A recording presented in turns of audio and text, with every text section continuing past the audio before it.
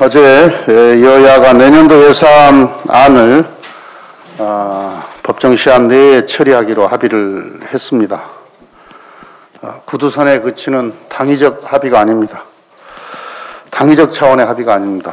올해는 무슨 일이 있더라도 예산안을 법이 정한 시간 안에 제대로 처리해야 합니다. 내년도 정부 예산안 556조 원은 코로나 위기를 극복하고 강하고 빠른 경제 회복과 미래 전환을 준비하는 그런 재원입니다.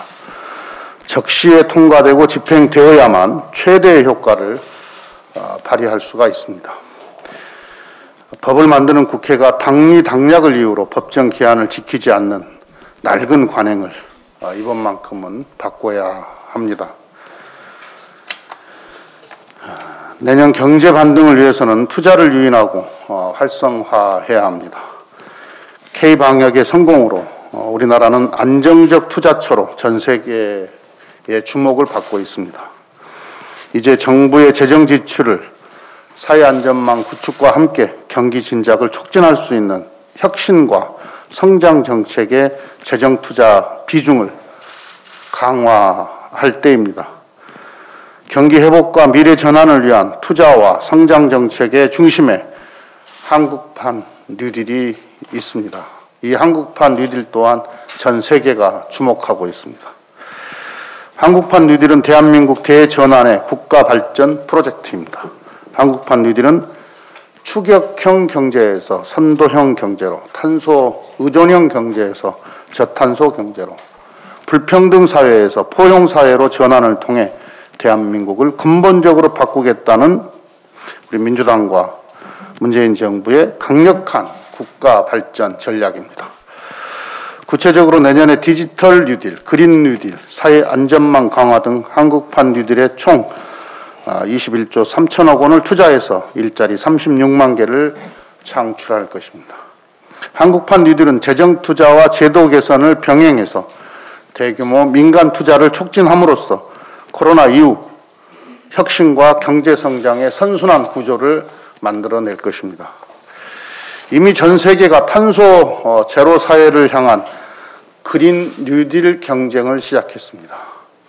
바이든 당선인은 취임 100일 이내에 기후 정상회의를 소집해서 주요 탄소 배출국의 2030년 목표 상향을 설득하겠다는 입장을 밝힌 바 있습니다. 실제 노르웨이가 2025년, 영국이 2030년, 프랑스가 2040년까지 내연차 판매를 중단하겠다는 정책을 추진하고 있습니다. 탄소 중립 목표를 향한 그린 뉴딜은 먼 미래가 아닌 지금 당장 대처해야 하는 발등의 불이인 것입니다. 그럼에도 야당은 한국판 뉴딜 예산을 전액 삭감 또는 반토막 감액해야 한다면서 소모적인 논쟁을 부추기고 있습니다. 이는 한국판 뉴딜을 아예 무산시키려는 정치적 의도이고 경제와 나라의 미래를 포기하는 무책임한 정치 공세입니다. 야당도 국정 발목 잡기 위한 무조건적인 비판에서 벗어나서 대한민국의 미래를 위해 협력할 것은 협력해야 합니다. 그리고 대한민국의 미래 전환을 위해서 좋은 정책 대안이 있으면 적극적으로 제시해 주기 바랍니다. 좋은 정책은 저희들도 적극적으로 수용할 자세가 되어 있다는 말씀을 드립니다. 예결위 심사가 다음 주까지 본격적으로 진행됩니다.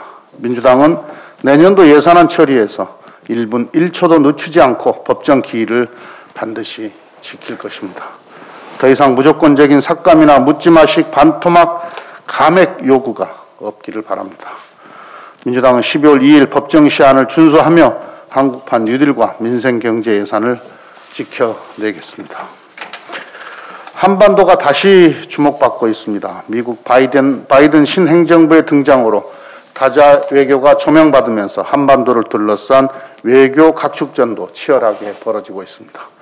한미 중일 고위급 인사의 빈번한 교류는 그 같은 움직임의 하나로 보입니다. 다자 외교와 함께 한반도 평화 프로세스도 새로운 전환점을 맞을 것으로 보입니다. 그러나 우리는 이 같은 국제정세 변화에 수동적으로 끌려가서는 안 됩니다. RCEP을 통해 경제 영토를 넓혀가듯 우리 외교의 지평과 운신의 폭도 넓혀가야 합니다. 한미동맹 강화, 한일관계 정상화, 한중일 우호협력 발전, 신남방 정책 등 중요한 외교 현안이 산적해 있습니다.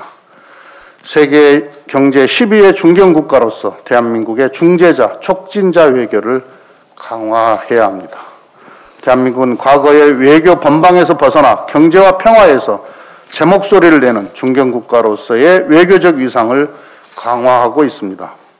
우리 정부가 올해 초부터 RCEP 협정 체결을 위해 아세안 15개 참여국의 이견을 아세안을 포함한 15개 참여국의 이견을 조정하는 촉진자로서 주도적 역할을 한 것은 아주 의미가 큽니다. 연말 한중일 정상회의 개최는 동북아 협력 질서 구축에 한국이 중재자 역할을 할 수 있는 또 다른 계기가 될 것입니다.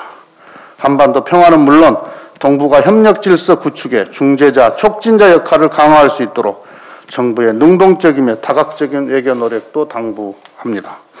특히 지체되고 있는 한반도 평화를 앞당기기 위한 정부의 주도적이고 전략적인 남북 대화 노력을 주문합니다. 한반도 운전자 역할로 남북 간, 북미 간 새로운 대화에 물꼬를 터주기를 바랍니다. 정부의 중재자, 촉진자 외교를 뒷받침하는 국회의 초당적 의원 외교도 중요합니다. 여야가 초당적 방미 대표단을 추진하기로 합의한 것은 매우 뜻깊습니다. 바이든 행정부의 외교 정책은 취임 100일 안에 핵심 기조가 결정될 것입니다. 국제 정세의 전환기에 국회가 초당적 외교를 하는 것은 매우 의미 있는 일입니다. 국회 방미 대표단이 만들어져서 방미를 하게 된다면 그 역할은 한미동맹 강화와 한반도 평화 프로세스 진전을 위한 여건을 조성하는 것이어야 합니다.